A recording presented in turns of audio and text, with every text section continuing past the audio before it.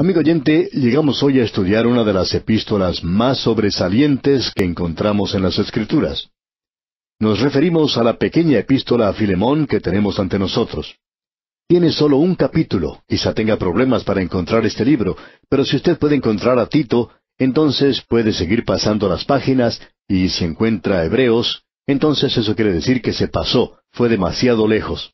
Regrese un poquito, y ahí está Filemón entre Tito y Hebreos. Es una maravillosa epístola, aunque muy pequeña, por cierto. Las epístolas, como ya hemos dicho al comienzo cuando estábamos estudiando la epístola a los Romanos, es una nueva forma de revelación de parte de Dios. Pero aún entre las epístolas hay diferentes clases. Dios, por ejemplo, en el pasado utilizó la ley, la historia, la poesía, la profecía y los evangelios. Luego Él utilizó las epístolas, pero en las epístolas encontramos algunas que están dirigidas a las iglesias y algunas se han escrito a personas. Y algunas de ellas son muy personales. Creemos honradamente que cuando el apóstol Pablo estuvo escribiendo esta carta a Filemón, no pensaba que iba a ser incluida en el canon de las Escrituras. Es una carta bastante personal que podría hacer que se sonrojara un poco si supiera que nosotros estamos leyendo esta carta a Filemón. Al hacer esto, nos imaginamos que estamos leyendo esta carta sobre los hombros de Filemón, leyendo su correspondencia personal, digamos. Pablo le escribió a él una carta muy personal, pero el Espíritu de Dios incluyó esta carta en el canon de las Escrituras. Ahora, detrás de todo esto, hay una historia, por supuesto. Este hombre, Filemón, vivía en un lugar llamado Colosas. Estaba ubicado en la zona de Frigia, en la sección de Anatolia en la Turquía de hoy. Sin embargo, no existe ninguna ciudad allí en el presente. Solamente hay ruinas. Pero esta era una gran ciudad en aquel día. Ya sabemos que Pablo escribió una carta con ese destino. Sabemos que Pablo no fue allí, pero nos imaginamos que hay muchas cosas que nosotros no sabemos. Pensamos que quizá el apóstol Pablo haya visitado Colosas. Pero como quiera que sea, tenemos aquí a este hombre rico en Colosas que ha sido salvo. Aparentemente, él había llegado a Éfeso, y como usted recuerda, Pablo pasó 2 años en este lugar, o sea, en Éfeso. Él estaba hablando en la escuela de Tirano todos los días, y la gente venía de todas partes a escucharle. Por allí pasaban millones de personas, y este es uno de aquellos hombres que llegó a conocer al Señor Jesucristo. Ahora él tenía esclavos, y tenía un esclavo llamado Onésimo. Onésimo trató de aprovechar una oportunidad un día, como hubiera hecho cualquier otro esclavo, y huyó de ese lugar. Él hizo lo que aparentemente hacían la mayoría de los esclavos en aquel día. Se dirigió directamente a una gran metrópoli, y este esclavo llegó hasta la ciudad de Roma. Había gran cantidad de gente allí, y podían esconderse muy fácilmente sin ser reconocidos. Ahora, cierto día, este hombre Onésimo, quien había sido un esclavo, se dio cuenta de que había una esclavitud en la libertad, y que había libertad en la esclavitud. Cuando él era un esclavo, él no se preocupaba de dónde iba a venir la próxima comida o dónde vivía. Su patrón, su amo, tenía cuidado de eso. Ahora él tiene un verdadero problema y se encuentra en Roma. Quizá él extraña su casa y tiene hambre. Bueno, cierto día anda caminando por la calle y ve que hay un grupo de personas reunidas escuchando hablar a un hombre llamado Pablo. Onésimo se une a ese grupo de personas y se abre camino hasta el frente, y allí aprecia que este hombre se encuentra en cadenas. Él había huido de las cadenas y pensaba que era libre. Pero ahora escucha hablar a Pablo y pone atención a lo que él está predicando. Y Onésimo dice para sí, bueno, este hombre está libre, y yo aún soy esclavo. Soy un esclavo del apetito, soy un esclavo de la economía. Aún soy un esclavo, y sin embargo, ese hombre está libre. Cuando el apóstol Pablo terminó de hablar, Onésimo espera hasta que se retire toda la gente. Él quería saber más de lo que Pablo estaba hablando, y Pablo entonces le guía a él a los pies de Cristo. Ahora, con esto queremos decir que él le presentó el Evangelio de Cristo a Onésimo. Él le contó cómo Jesucristo había muerto por él y que había sido sepultado y resucitado al tercer día, y que todo lo que él tenía que hacer era confiar en Cristo. Y Onésimo así lo hizo. Luego, este hombre que ha sido convertido piensa en su pasado y las cosas que andan mal. Él quiere corregir eso. Él dice, Pablo, hay algo que quiero confesarte. Yo soy un esclavo que ha huido de su amo. Y Pablo le pregunta, ¿de dónde vienes? A lo cual Onésimo responde, bueno, vengo de Asia Menor. Pablo dice, bien, pero ¿de qué ciudad? Onésimo responde, de Colosas.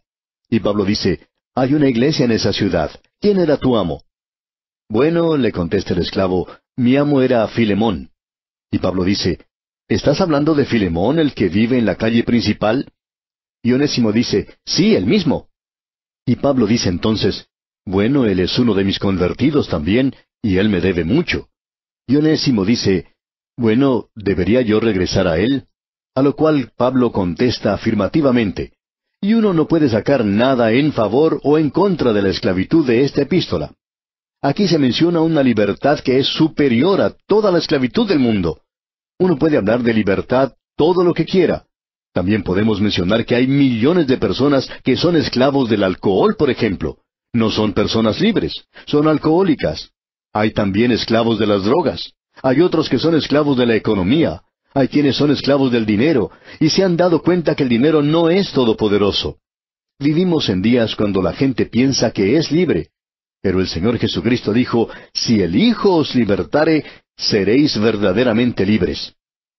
Así es que Pablo le dice a Onésimo, Onésimo, tú tienes que regresar, pero vas a regresar de una forma diferente. Voy a enviar una carta contigo. Y esa es la carta que nosotros tenemos ahora.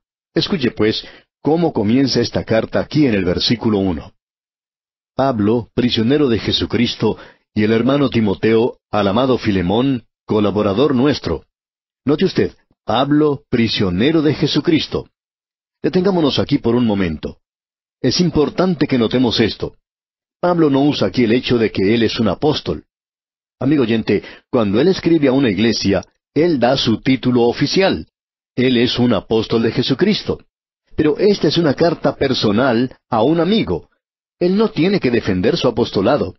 Aquí él puede ser muy personal, y esa es la razón por la cual pensamos que él no tenía intenciones de que esta carta se publicara por todas partes. Pero así ha sucedido. Él dice, yo soy un prisionero de Jesucristo. Hemos notado que varios comentarios tratan de cambiar esto y explicarlo diciendo algo así. Escuche usted.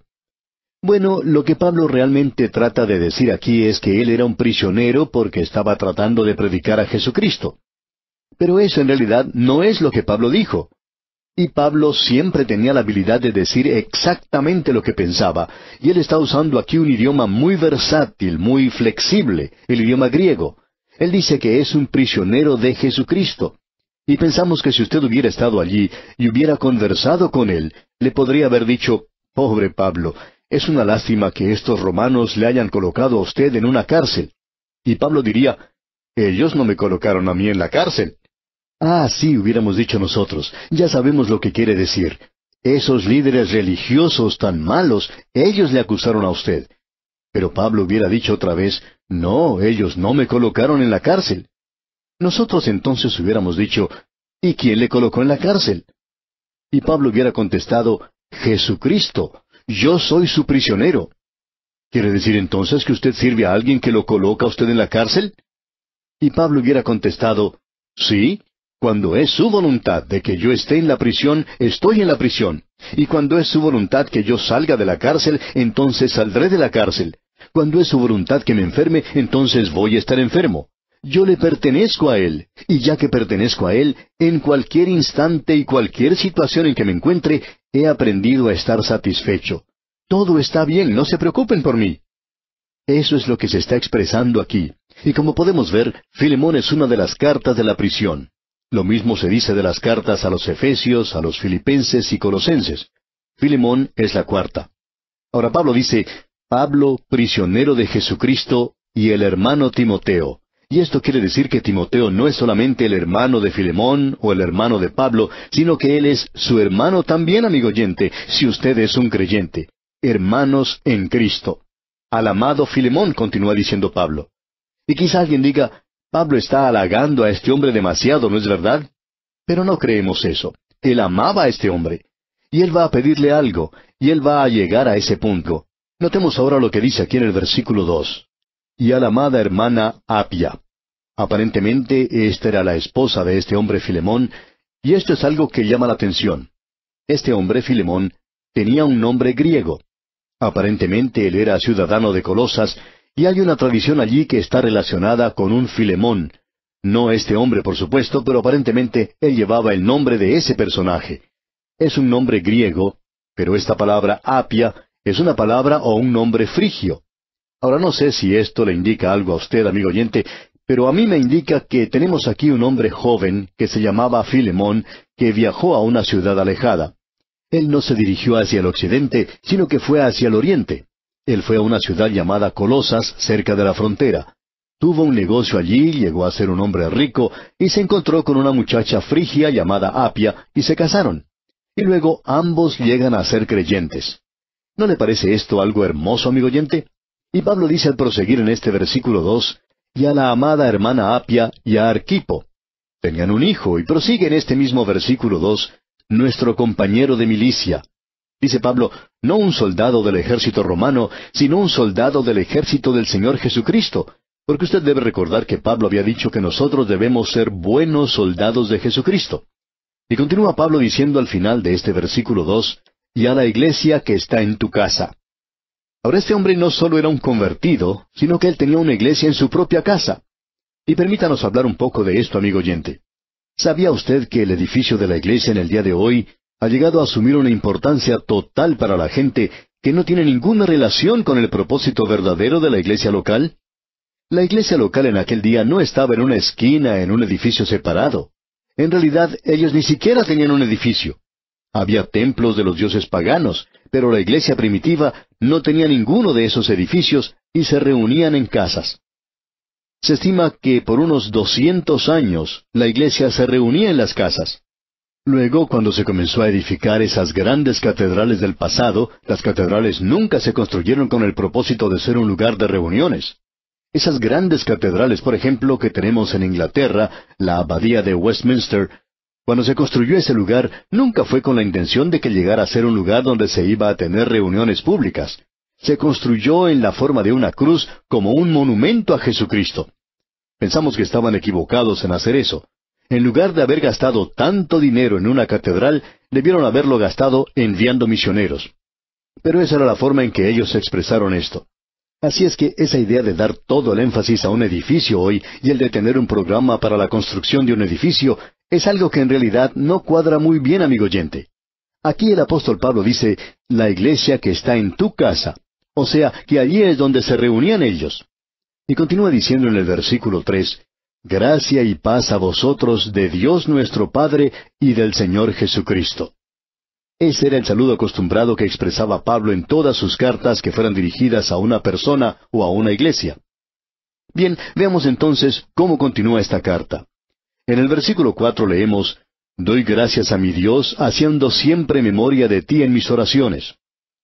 Aquí tenemos un hombre por el cual oraba Pablo. Puede colocar a este hombre en la lista de oración de Pablo. Pablo oraba por él, y el pensamiento que tenemos aquí es que cada vez que su nombre era mencionado, él oraba por él. Aparentemente Filemón era una persona bastante importante. Ahora en el versículo 5 leemos, porque oigo del amor y de la fe que tienes hacia el Señor Jesús, y para con todos los santos. Esta era una manera muy hermosa de expresar el testimonio que Filemón tenía en su vida. Usted puede notar lo que él está diciendo aquí, que su amor se expresaba hacia el Señor Jesús y para con todos los santos. Su fe estaba dirigida hacia el Señor Jesucristo, y él era fiel con los demás creyentes. Esto es algo interesante. Luego en el versículo 6 prosigue, para que la participación de tu fe sea eficaz en el conocimiento de todo el bien que está en vosotros por Cristo Jesús. La vida de Filemón era un testimonio. Y en el versículo 7 leemos, pues tenemos gran gozo y consolación en tu amor, porque por ti, oh hermano, han sido confortados los corazones de los santos. Es decir, que Pablo tenía un gran gozo y consuelo en el amor de Filemón por los otros creyentes y por él. Ya hemos dicho esto anteriormente. Por todas partes uno puede encontrar a creyentes maravillosos con los cuales uno puede tener verdadera comunión. Y ese es uno de los grandes gozos que nosotros podemos tener como creyentes, el poder reunirnos con otros hermanos maravillosos. Si nosotros hubiéramos tenido oportunidad de visitar a Filemón, estamos seguros de que él habría abierto su hogar para nosotros. Él era una persona maravillosa. Y leemos ahora en el versículo 8, por lo cual, aunque tengo mucha libertad en Cristo para mandarte lo que conviene. Pablo está haciendo aquí una solicitud cortés de parte de Onésimo. Él ha llegado al propósito de la carta y se acerca a este tema de forma diplomática y circunspecta, con cariño, pero él va a presentar este asunto. Escuchemos otra vez lo que dice aquí el versículo 8. Por lo cual, aunque tengo mucha libertad en Cristo para mandarte lo que conviene. Él va a hacer su solicitud de una forma triple. Y en el versículo 9 dice, más bien te ruego por amor. Tu amor y el mío por cada uno de nosotros como creyentes. Y continúa en este mismo versículo 9, siendo como soy, Pablo ya anciano. Pablo ya había entrado a los 60 años, pero se consideraba un hombre anciano. Él había sufrido mucho, y Filemón ya sabía que Pablo era un anciano. Y en tercer lugar dice, y ahora además, prisionero de Jesucristo. Él menciona esto nuevamente. Así es que él presenta estas cosas triples. Y ya que no puedo ir a verte personalmente, te ruego por mi hijo Onésimo. ¿Su hijo? Bueno, ya hemos visto en cuanto a Timoteo y a Tito. Pablo tenía muchos hijos, y él no era casado. Eso parecería algo malo, ¿verdad? Pero se refiere a hijos espirituales. Él había llevado a Onésimo a los pies del Señor. Pasando ahora al versículo 10 leemos, te ruego por mi hijo Onésimo, a quien engendré en mis prisiones. Ahora él le está diciendo que Onésimo le pertenece a él. Y en el versículo 11 continúa, el cual en otro tiempo te fue inútil, pero ahora a ti y a mí nos es útil. El significado de la palabra onésimo es útil. Así es que Pablo está haciendo un juego de palabras aquí. Él era muy capaz de hacer estas cosas. Y podría decir algo así como lo siguiente, escuche usted. Su nombre quiere decir útil. Y Pablo decía entonces, cuando tú tenías a útil, él no era muy útil. Ahora que no tienes a útil, él es útil. Amigo oyente, como esclavo, él no era mucho. Él no trabajaba porque le gustara hacerlo, y no le culpamos por eso. Quizá a él no le gustaba dedicarse a eso, y ahora Pablo dice, ahora te lo estoy enviando como creyente. Él va a ser muy útil para ti. Pero tú no quieres recibirle a él como esclavo. Luego en el versículo 12 dice, el cual vuelvo a enviarte. Tú, pues, recíbele como a mí mismo. Le puedes dar la misma bienvenida que me darías a mí. Y en el versículo 13 dice, yo quisiera retenerle conmigo para que en lugar tuyo me sirviese en mis prisiones por el Evangelio. ¿Se da cuenta, amigo oyente, de lo que Pablo está diciendo aquí? Pablo dice, lo primero que yo pensé era que este hombre sabía cómo servir y yo necesito a alguien. Me encuentro en la cárcel, soy un prisionero, soy viejo, tengo frío, quizá hasta estaba enfermo. Y usted recuerda que él pidió que le llevara su capa. Este hombre le podía ayudar a él. Así es que lo que primero pensó es que él podía quedarse con Onésimo y le podía decir a Filemón que lo tenía con él. Pero lo que él dice en el versículo 14 es lo siguiente, pero nada quise hacer sin tu consentimiento, para que tu favor no fuese como de necesidad, sino voluntario. ¿Se da cuenta usted de lo que Pablo dice aquí, amigo oyente? Pablo dice, yo no lo quisiera retener aquí porque eso no estaría bien. Sí, yo pensé hacer eso, pero quiero enviártelo de regreso, y eso está bien. No sabemos esto, pero nos imaginamos que en el primer barco de regreso a Roma, allí se encontraba Onésimo, regresando a ver a Pablo y con muchas cosas para el apóstol. Notemos ahora lo que dicen los versículos 15 y 16. Porque quizá para esto se apartó de ti por algún tiempo, para que le recibieses para siempre, no ya como esclavo, sino como más que esclavo, como hermano amado, mayormente para mí, pero cuanto más para ti, tanto en la carne como en el Señor. Bien, ahora llegamos a los dos versículos más importantes, y vamos a hablar en cuanto a ello antes de finalizar. Veamos los versículos 17 y 18. Así que, si me tienes por compañero, recíbele como a mí mismo, y si en algo te dañó o te debe, ponlo a mi cuenta. En el día de hoy, amigo oyente, pensamos que las tarjetas de crédito son algo nuevo. Pero podemos decir que Pablo tenía una tarjeta de crédito. Con una tarjeta de crédito hoy, uno puede comprar cualquier cosa, desde un par de zapatos hasta un pasaje por avión. Pablo tenía una tarjeta de crédito porque él era un creyente en Cristo.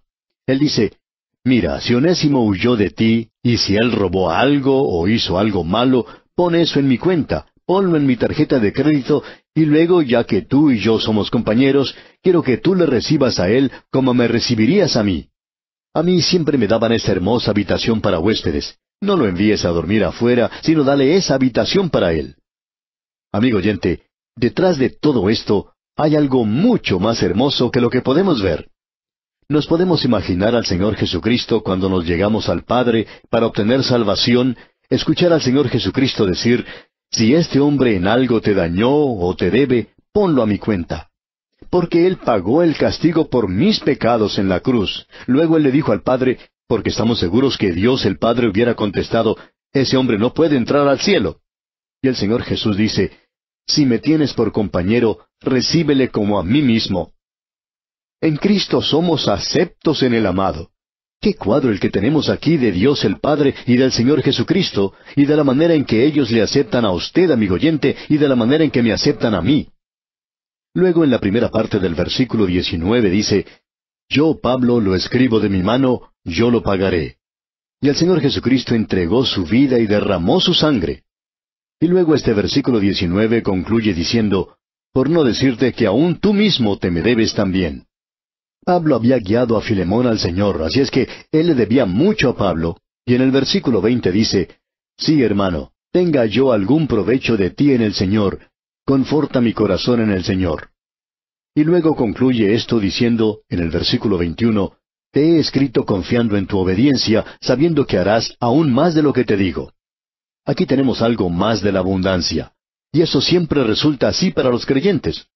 Y la razón por la cual muchos de nosotros somos tan pobres hoy es porque nosotros hemos sido mezquinos con el Señor. El Señor es generoso y nosotros deberíamos serlo también.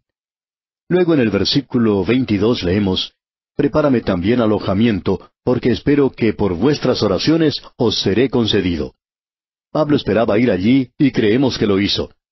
Luego vemos que hay alguien más con Pablo en esa prisión. Veamos lo que nos dice el versículo 23. Te saludan Epafras, mi compañero de prisiones por Cristo Jesús. Y para finalizar leamos dos versículos, los versículos 24 y 25. Marcos, Aristarco, Demas y Lucas, mis colaboradores. La gracia de nuestro Señor Jesucristo sea con vuestro espíritu. Amén. Y así, amigo oyente, concluimos esta breve carta del apóstol Pablo a Filemón.